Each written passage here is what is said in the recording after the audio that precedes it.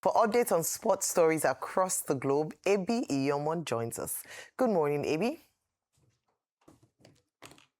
Good morning, Ayo. Good morning, Rufai. Good morning, Dr. Abati, and good morning to our viewers. And we have a lot to talk about today.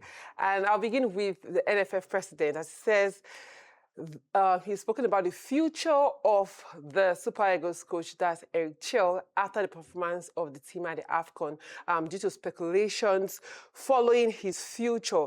And he says that the team are sure, the NFF is sure that he's going to stay because he has 1 year left on his contract. And he says that whether other countries want him to stay or not, he has an obligation to the NFF. Let's take a listen to what the NFF president, Ibrahim Gusso, had to say.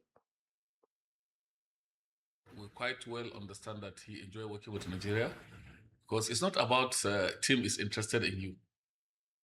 And it's not about because he has gotten the results with the Super Eagles. So if you go to the other team, despite the fact that they are going to give him more money, he's going to get the results. That's not the issue. The issue there, did they have the materials for him to work with to achieve what he wants to achieve? The dream of every single coach is to make sure that he achieves success, especially on higher tournaments.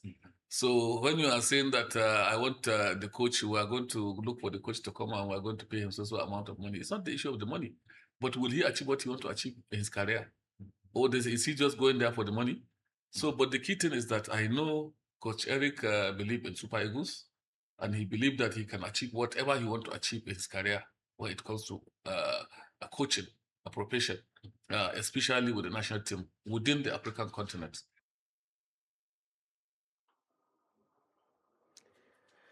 Well, that's what he had to say there. And still in Super Eagles, the goalkeeper Stanley Wabali says he's willing to join any club after parting ways with South African side, Chippa United. Wabali admitted he made a request while on duty with Nigeria at the AFCON, describing it as a difficult decision, but declining to explain why he chose to leave mid-season.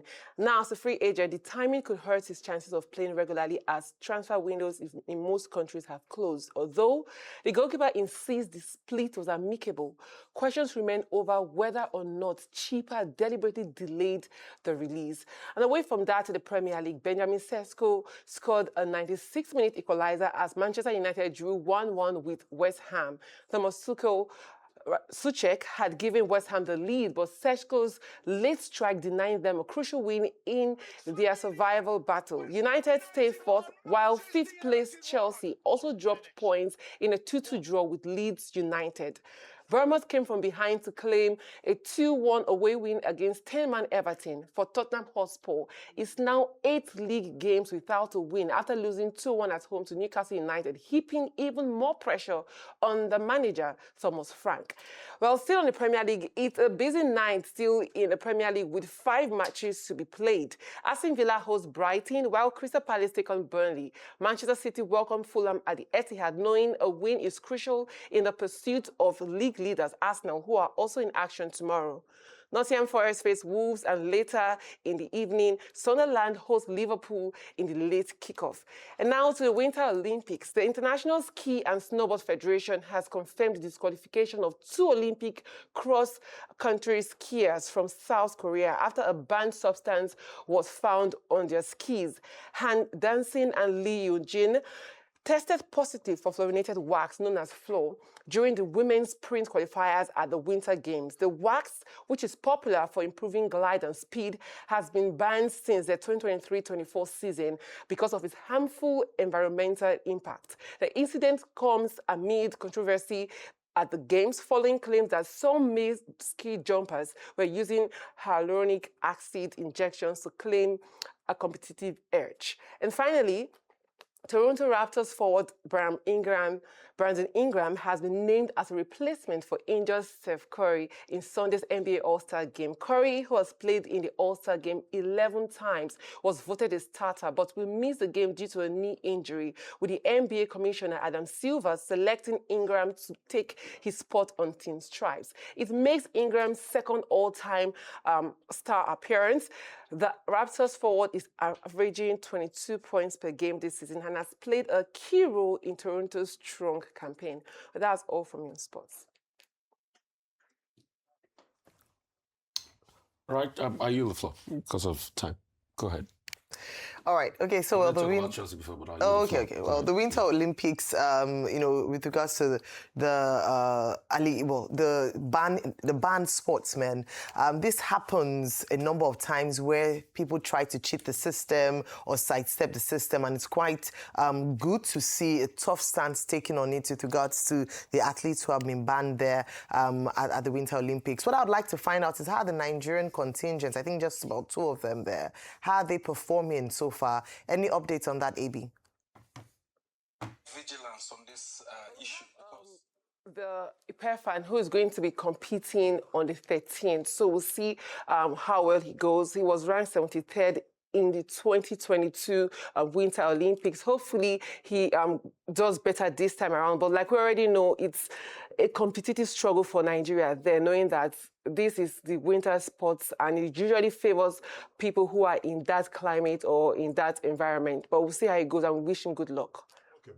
Very quickly, Iperfan, who is representing us, came 65th in the competition that he took part in yesterday. But he has another chance again on Friday. I'm talking about the Winter Olympics. But it doesn't matter.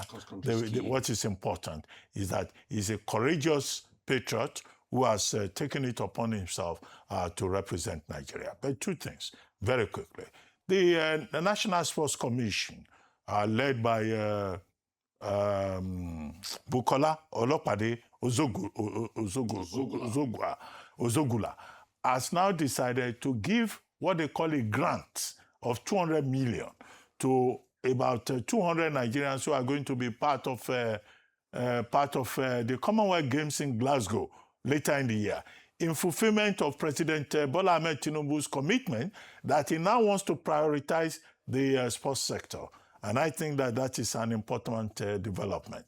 The other issue, very quickly, because of time, is our brother Stanley Nwabali.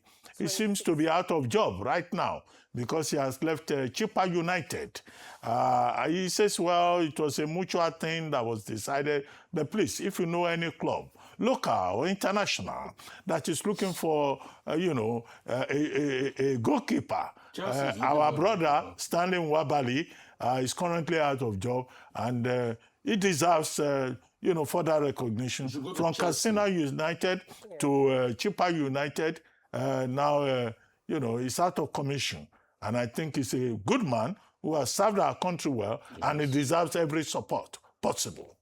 I think he should come to Chelsea, Dr. Abati, because as it is now, I don't even know what's going on.